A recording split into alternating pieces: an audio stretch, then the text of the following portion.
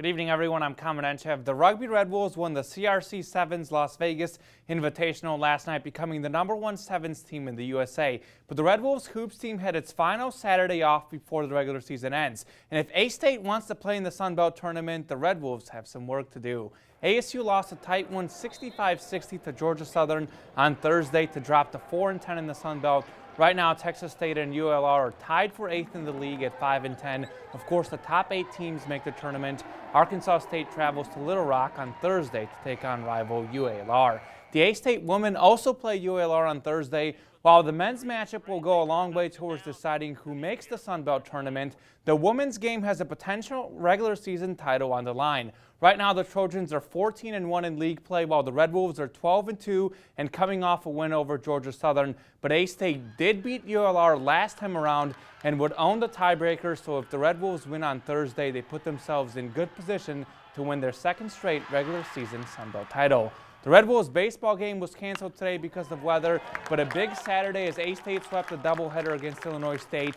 Tanner Ring had 4 RBI in Game 1, while Ty White added 4 hits, 3 RBI, and a triple. The Red Wolves won Game 1 13-4. The Bats stayed hot Game 2 as Arkansas State took the second game 11-5 behind a 6-run 6th inning and a Zach George 2-run single as ASU took 2 out of 3 for the series.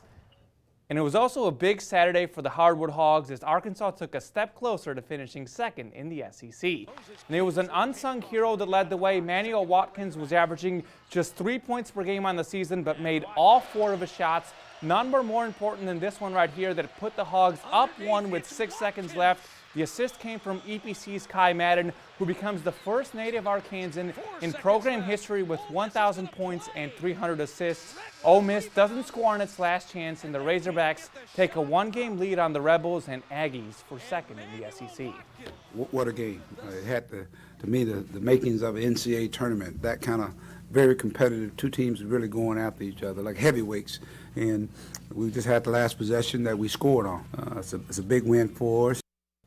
Jimmy Dykes and the Lady Backs taking on Auburn today. Second half, Arkansas on the break, and a great pass by Callie Burna to Jessica Jackson for the layup.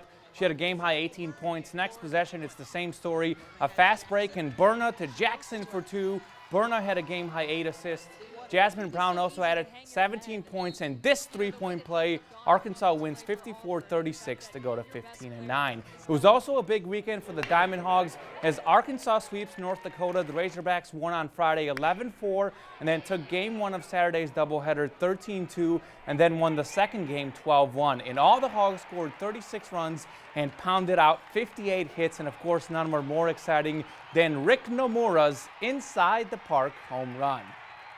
And a big night tonight for Marc Gasol and the Grizzlies. Gasol will start in tonight's NBA All-Star game, becoming the first Grizzlies player to achieve this impressive feat.